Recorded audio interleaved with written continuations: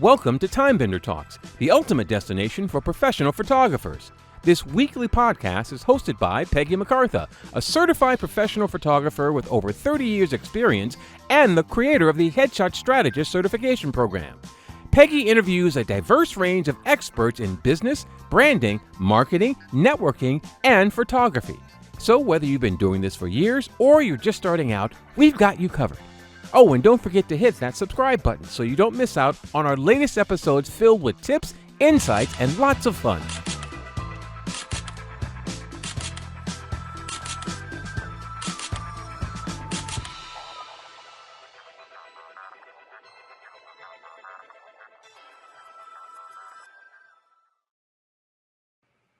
I am here with Bob Taylor, and when I tell you Bob Taylor is one of my favorite people to talk to, I mean, I always have amazing guests on this podcast, but Bob and we go back a ways. We have worked together. In fact, he is one of the instructors in my program, in the Headshot Strategy program. He talks about branding, and he is so amazing. And I am so thankful that you are here hanging out with me today, Bob. Thank you for inviting me, Peggy. I've just got to say, that introduction, I had already listened to an episode, but listening to it a bit louder here, it really bigs you up, doesn't it? It gets you ready for listening and talking. So let's go. So I'm really fortunate. I have a really good friend that writes music for movies. And every time I do a new podcast, I'm like, hey, Cliff, I need some music, and I'm doing a time theme kind of thing. And he came up with this, and I was like, that is so fun. And then of course, you make my husband do the voiceover because he's a voiceover actor. So yeah, I'm kind of fortunate that I have people that I can bully into helping me. No, they willingly, lovingly help me. That's how it is.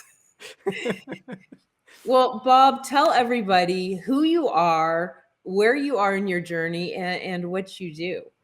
Okay, well, obviously, I've been introduced as Bob. It's Bob Taylor. I'm a creative conversion copywriter, and I've just recently started calling myself a persuasive word nerd as well, because when I do writing, it's all about that science. It's the persuasive language that we use to make the sale, and that's what really gets me going. Is creating something. I think I did it for you, Peggy. I always use this as an example. Took 12 pages of, what was it that you said? Word vomit. Word vomit, that was the word, yes.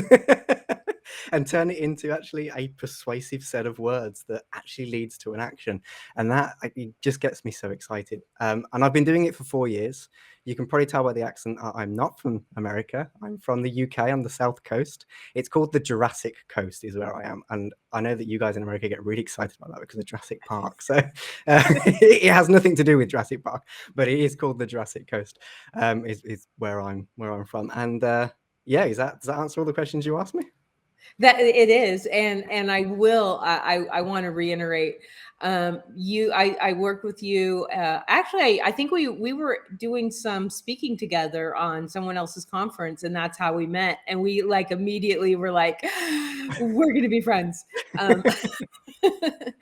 And I had you. I was like, hey, it was right when I was just putting out the program and, building this thing for professional photographers. And I was like, I know how to talk to clients to get them into, my studio, but I don't know how to talk to other photographers and show them what I have. And you were like, give me everything, all the words that you say. And I was like, okay. I don't think you anticipated 12 pages of word vomit because, I'm a big picture thinker. And also on top of that, I find connections in everything.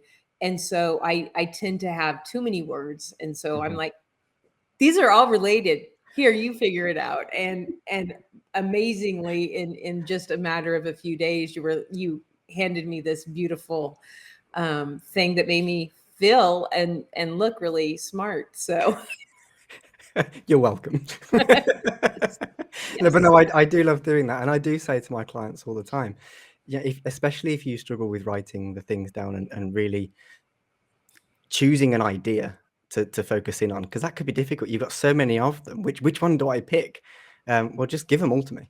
Give them all to me, because there could be one thing which was, let's be honest, it could be an A4 sheet of paper, which is terrible. And this happened with you, Peggy. Let's all be honest here. Right?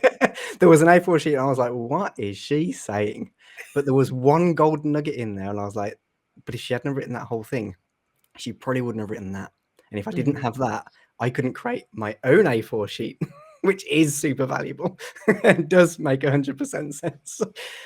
So that's why I say, just give me everything you got. Write whatever you want. It's never too much. So yeah.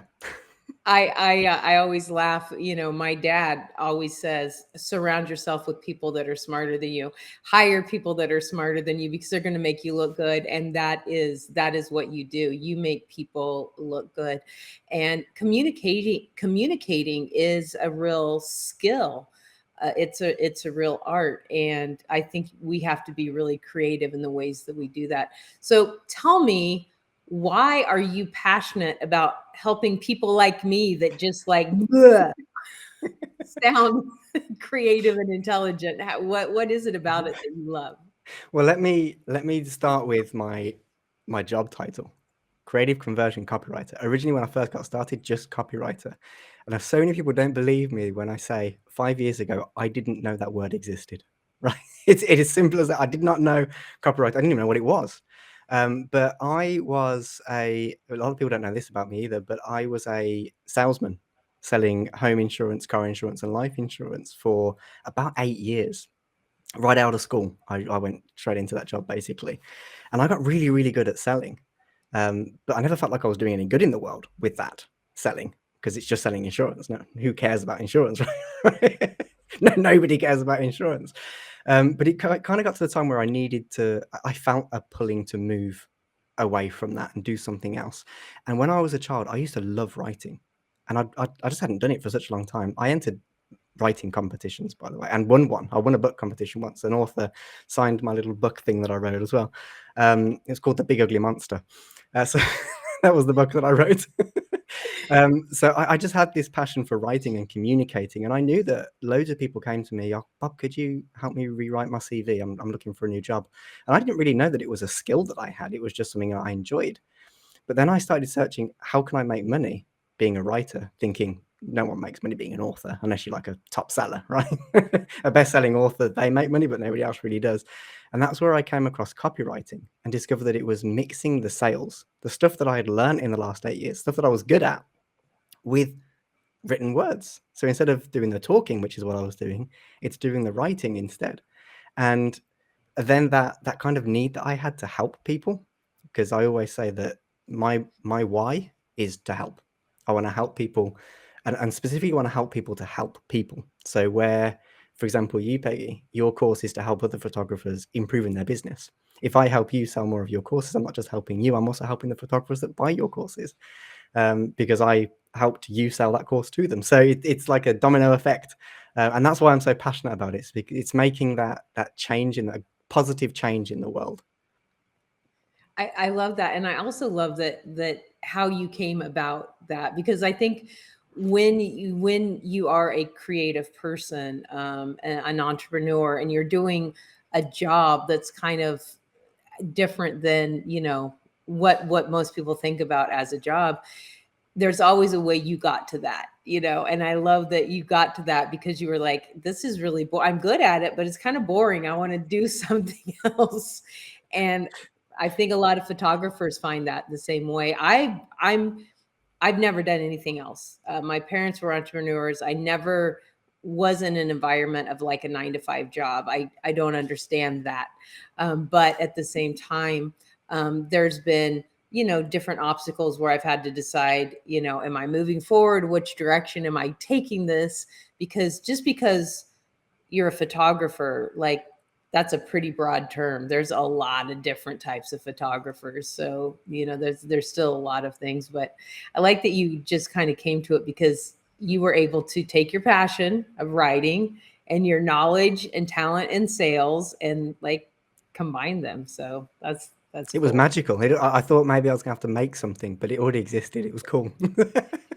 So somebody said, and I don't know who it was, but somebody I heard saying this, and they were like, if you desire something, you already have the tools within you to do it. And I was like thinking about it, and I was like, yeah, because like there's a lot of people that want to be, an attorney. I don't want to be an attorney, and I would be a terrible attorney because I would be like, well, and you can see that side too. Like I would not argue a point well because I don't have those tools available to me. But I think that when people just actually sit down and think, what do I want to do?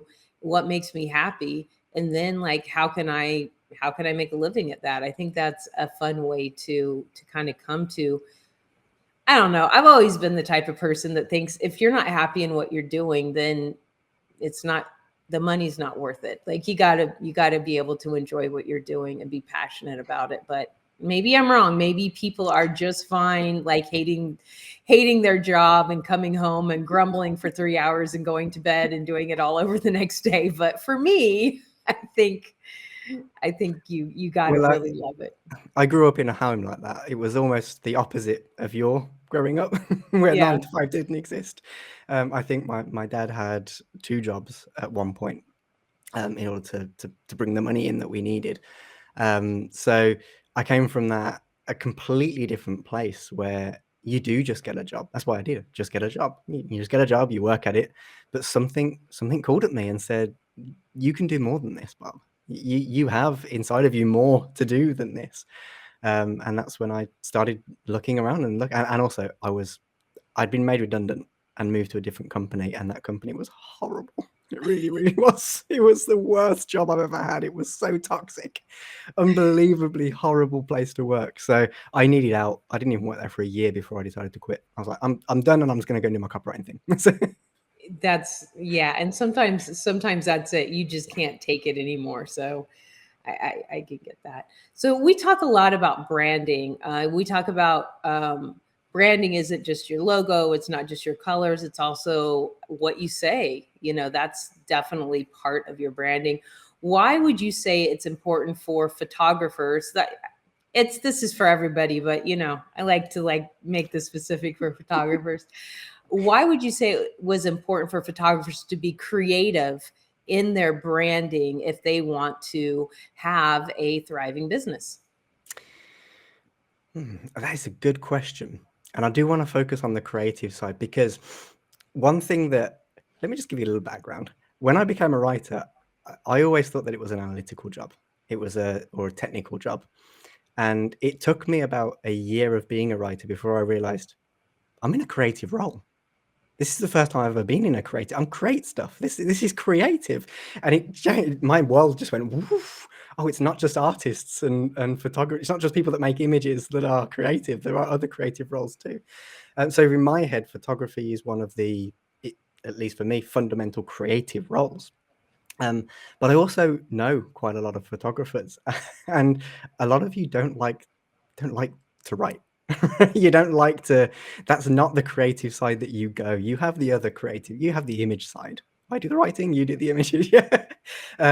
So to get creative in how you speak, it can be difficult for you guys to truly get how to do that. So I think I want to give you a bit of an analogy, maybe, if I can. I know that with photography, obviously everything depends on the environment of what you're doing, but also you've got your tool, your camera, no? And you have settings on the camera, like your hang on, I might ISO, aperture, shutter speed, that sort of stuff. And you also have your lighting that you set up. And in your studio, Peggy, for example, you know the formula that works, right? Mhm. You have the formula that works for your studio perfectly for taking that photography. But if you were to go onto a rooftop or out to a field, you've got to change those settings, right? Mhm. Your lighting's going to be different. You may not even need any lighting if you just use the sun, but you may need one of those circle reflector things that are really cool. But you're going to need to change the settings on the camera as well. And I think it's exactly the same for marketing and branding and the way you message. You've got to get creative with it, depending on, if you imagine the photography environment is your audience. There are different types of audiences. Your studio is one type of audience, but the rooftop is another type of audience. The cave that you shoot in is I don't know, it's a different type of audience, and you have different settings for those things, right? You have different formulas, different ways that you input things on the camera to get the best results. And I think it's the same for marketing and the message that you choose. You have to have different messages and different ways of saying things to make sure that you get each audience, you hook each audience in. Have I made any sense, or have I? Oh my God, we're done now. That was the gold. Are you kidding? This is why I hang out with Bob Taylor. Oh my, did I make sense? He says. Yes, you very creatively communicated that to us very clearly. And I love that you showed up with a camera photography analogy for us. That's like, this is why Bob is the rock star. I mean, I don't know how to use one, but I know enough about it to give you an analogy. But that is really true. I am primarily a studio photographer. Like I like my studio. I like my controlled area. I like to walk in and not have a lot of surprises. But I also do events. I also do on location. I also do, and that's where you have to think and be creative and be like, okay, how am I going to make this work? And I never thought about applying that to my branding, to my marketing, that I have to like, okay, like I may be comfortable in this area, but I can still do it over there. I just have to be creative and think about how am I going to reach my audience that is in this area. That was actually brilliant. Of course, it was brilliant, Bob. That's awesome. I'm glad it worked. No, I that if nobody else listens to this podcast, it was worth it just for me to hear that. That was so good. I love that. I love that.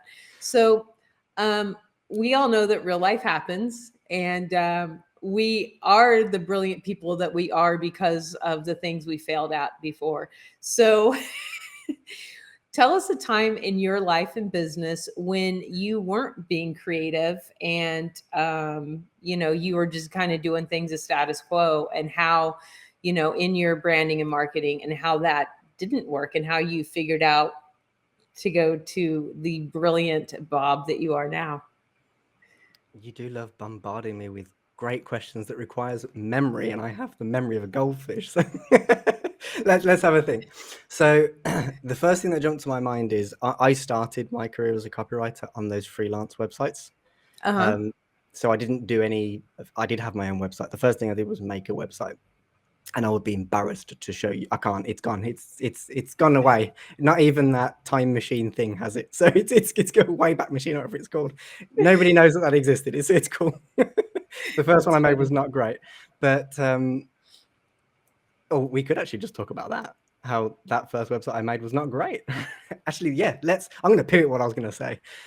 So yeah, my first website was embarrassing. It wasn't great, and the funny thing is, when I put it out there, when I hit that publish button, I thought it was incredible. I was like, look at this creative piece that I've done, and I did it all by myself without a web designer. I had to start learning HTML code because I didn't have any spare money to put anywhere. I just wanted to put something up, Mhm. so I didn't need to be too complex. So just very simple HTML, but it was on WordPress, and I made it. I was very proud of it. But after I started working with clients, that was when I realized that website doesn't work. It doesn't actually, it communicates what I knew as a budding copywriter, having never had a copywriting client before, right?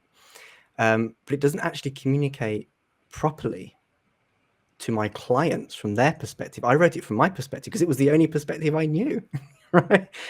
So that made me have to think, I do need to change the copy on that website. Forget the design for a second. It can look horrible, but the copy on this website does need to change. And I'll give you a little bit. Copybean is the name of my website. It's the name of my business, if you want to call it a business. But I couldn't use bobtaylor.com. It was gone. There were no URLs like that at all. So Right. too common a name. Right. So I had to get creative with the name, and I picked Copybean, and it was mainly around the fact that it sounds like coffee bean. Yeah. So my first website was all focused around kind of this coffee theme of all these coffee beans. Like my services that were offered weren't called services. It was the cappuccino. and the latte and stuff like that. And although it sounds really cool right now, it didn't do what it was supposed to It do. didn't. It wasn't. Yeah, as an idea, it sounds fantastic, but and maybe if I reapproach that today as the person I am now, I could probably create something better out of it than I did when I first got started. But I think I want to go back to that kind of failing. I never saw that as a failure. I saw that as a learn. I was like, okay, I know why I wrote it that way. I'd literally on the back of about 6 or 7 or 8 months of non-stop learning after I finished work. I'd finish my work, I'd come home, I'd get in front of copywriting course and start learning copywriting, learning all these different things. So right on the back of all that, I created my website. But I didn't have any real world experience in it.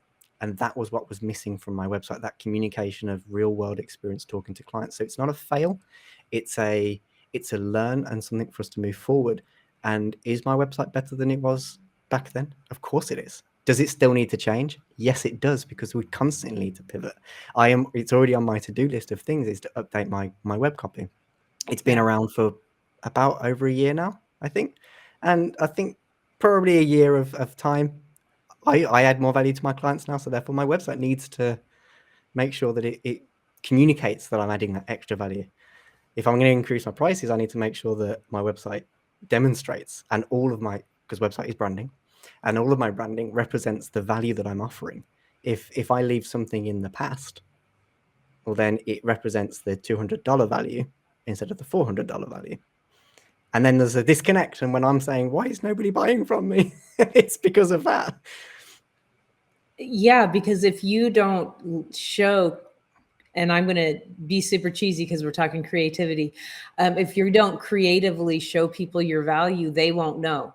Like they're not going to know unless they, have a phone call with you. And then even if they have a phone call with you, they're like, well, he seemed really cool on the phone, but his website says he only does this. Like, am I going to invest this money in something if this is, is there, now I'm all for like giving my clients more than they expect. Like, this is what you think you're getting, and that's a huge value. And then when you actually get in there, I'm like, oh, and you can have this, and you can have this, and you can have this. But that's because they already think that what they're getting is a huge value. And by me adding other things to it, I feel like, to me, I like to be made feel special. And that is something that makes me feel special.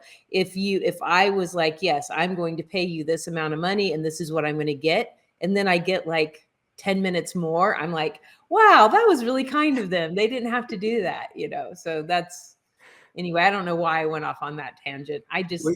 It's okay. You went down the phrase that I always remember of that is under promise and over provide, Yeah. or over give, or whatever do Yeah. you know what? I forgot it as I was saying it. That's okay. You're hanging out with me, so it's like no judgment here.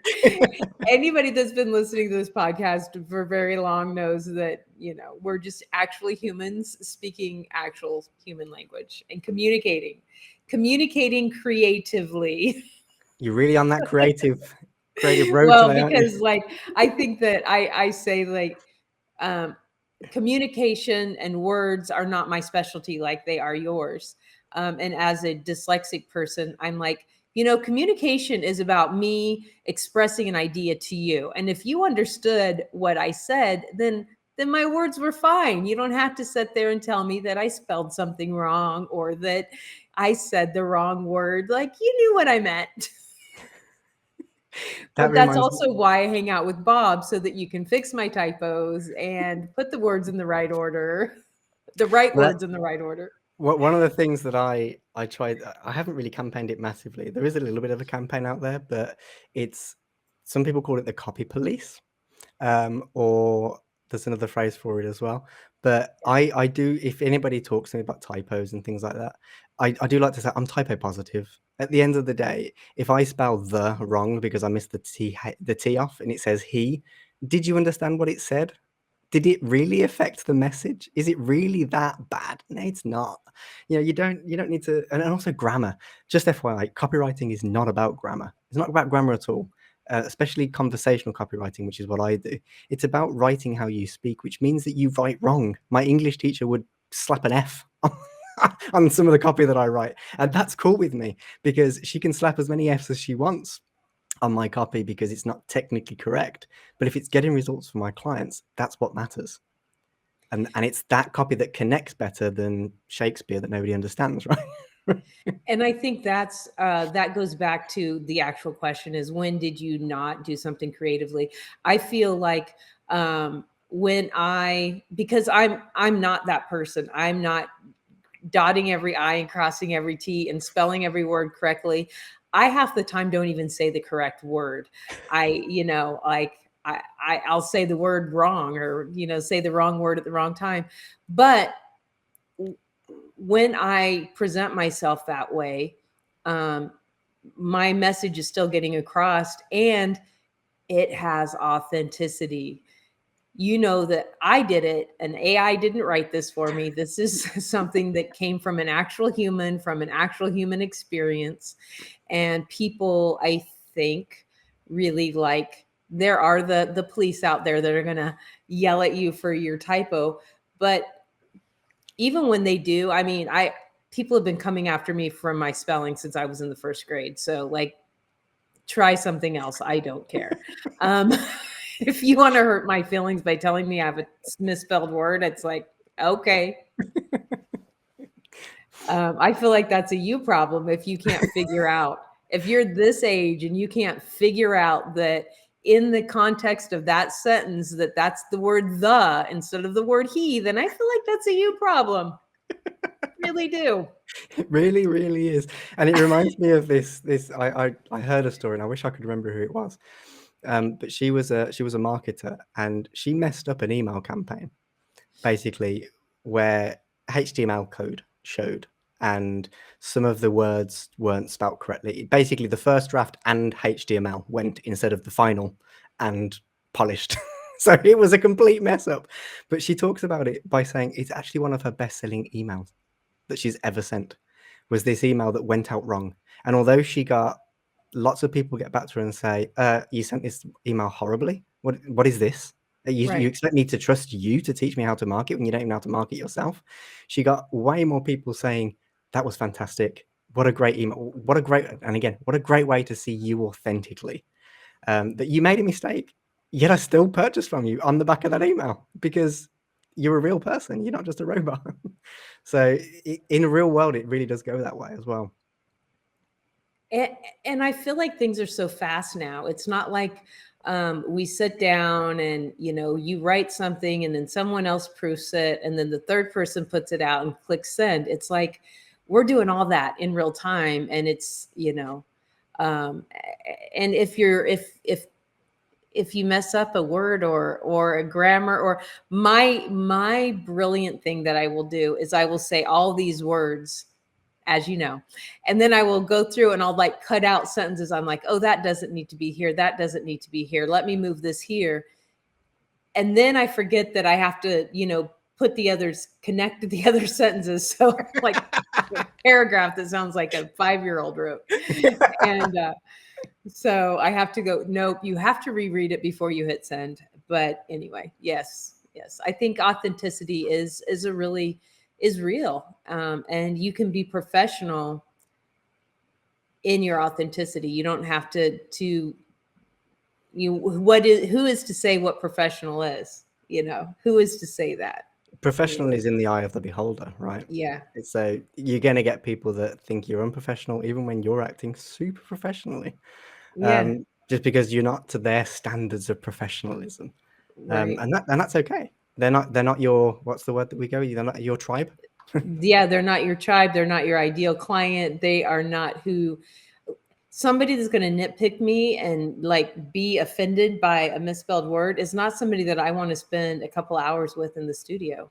And it's not the photographer that I want to hang out in my community, because they will find so many typos in my community. And if that bothers them, they're not going to want to be there. And that's cool. There's other things. If that, like, I mean, I have seen people that just can't handle it. And it's like, all right, well, we probably shouldn't text each other. We should probably call each other. We should never text each other if this causes you so much, anxiety. And don't even get me started on autocorrect. When Right. I've sent emails to clients from my phone when I'm out and about, when I'm not at my computer, and I'll look back at an email that I've sent, or sometimes they'll pick up on, what did you say that word? I didn't write that word. The phone changed it. It was my fat thumbs didn't hit the right letters.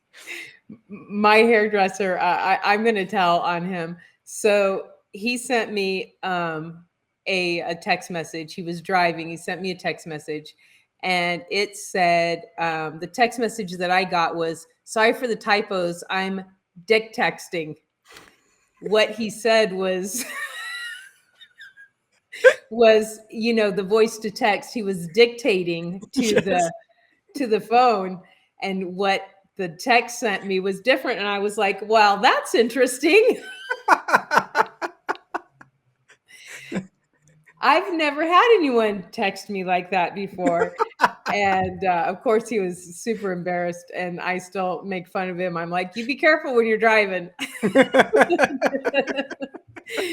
But anyway, so yeah, I mean, the autocorrect stuff it's pretty funny sometimes, and can be horrifying. So you have to laugh at it, be authentic, have fun. Anyway, so Bob, tell me one tip that you want to leave our audience with about how to really be authentic and creative in their branding. I think that I already touched on the problems I think that creatives in general have. And I think that when it comes to things that you're less familiar with, like communicating and writing words, I think my tip would be don't overthink it, don't overcomplicate your what you're trying to communicate, and only learn what you need to learn. I don't think you love marketing, right, Peggy? And I don't think there's many photographers out there that love marketing. Now I do. I introduce myself as a persuasive word nerd. I love it, right? But not everyone's going to love it. So you should only learn what you need to learn in order to communicate your message effectively. And you should learn. It's why there's a section of your course that I instructed on, because you should learn some stuff. But just don't overcomplicate it. With creative roles, the portfolio is actually going to sell itself, right? That's kind of the bottom line. Is someone's going to want to see the photos you've taken, and they're going to make their decision based on those photos. It's about getting the people onto that portfolio, right? That's the main thing. So it's about attracting the right clients to do that, and that's understanding your ideal client. So I guess I just did two little tips. The top tip for me is don't overthink it and don't overcomplicate it. And actually, understanding your client can help you not overthink it and not overcomplicate it. So just understand your client, your ideal client, and who it is that you're looking to buy from you. That would be my tip. I agree. I love that. I used to say, when people say, "Who's your ideal client?" I would be like, anybody with a face. Like, but that's not true. There are people that I don't like, that are hard to work with, that our personalities don't gel, that it makes my job complicated. So then they walk away unhappy with their images because they didn't have the experience they wanted, because our personalities were not on the same universe. Like, so they were not my ideal client. So when I really started focusing in on who my ideal client is, then I knew how to talk to them, instead of trying to, okay, I saw a TikTok the other day, and this guy, he has a t-shirt brand in Australia, and he was giving the numbers, but bottom line, out of all the people that watched his videos, 0.015 bought. Not even 1% of the people that interacted with his videos turned into a client. And that is an example of a lot of work for very little results. Now, that 0.01% was enough to keep his business going, because his videos were reaching a lot of people. But I think about that, and I think, okay, just in America alone, just in America alone, there's about 300,000 people that on their taxes say they are a photographer. That's where they make their money. So I'm going to say in America alone, 300,000 photographers. But that's all photography. That could be crime scene photography. That could be journalism. That could be that so many things are lumped into that. So I don't need to reach with just reaching my America clients. I don't need to reach 300,000. I need to reach maybe, 5,000. And so instead of working so hard to reach every single person that owns a camera, I need to figure out who the people are that are my clients, and really, narrow that down and figure out what words they need to hear, figure out how to reach them and appeal to them. So anyway. And it's not about niching, right? Remove the word niche. I think it's overused. You don't have to niche to be successful. There are lots of people out there that are successful without a niche. But understanding the ideal client, your ideal client isn't necessarily a niche. A lot of people make that mistake. They think it's a niche. Like, it could be very easy to fall back on, for example, your photography-based side of what you do is with actors. That's a niche, right? You work with actors specifically. But the ideal client is actually within that niche. It's not every single actor, right? Exactly. Right. So it's not the niche that you're looking for when you're talking about an ideal client. It's the type of person you want to work with, and the way I like to word it, it's the type of person you can get the best results for, because that's what it's about. And that helps you, because when you work with a person that you can get the best results with, they're going to love you and they're going to market for you, and you don't have to do all the work, because they're going to tell all their friends and family, oh my God, this was so awesome. You got to go see. And that's the thing about reaching your ideal client, is you don't have to do so much work. You don't have to reach millions and millions of people. You need to reach a few people, and, out of those. So anyway, yeah, absolutely. Bob, you and I could talk forever, absolutely forever. And I know it's late for you. It's not that late for me, but it is really late for you. So I appreciate you staying up and hanging out with us. And thank you. Just thank you. You're welcome. Thank you for having me. Thank you for giving me the opportunity to talk to your audience. It's been fun. And all of Bob's information is in the description below. So reach out to him, talk to him. He's just fun to talk to. Like, you'll just want to hang out with him and find out how he can help you, and how, you also have a podcast, Bob. I think season 2's probably out by now. So what's the name of your podcast? It's the Copy Bean podcast. The Copy Bean podcast. So that'll be in the description also. Anyway, thank you so much. Thank you.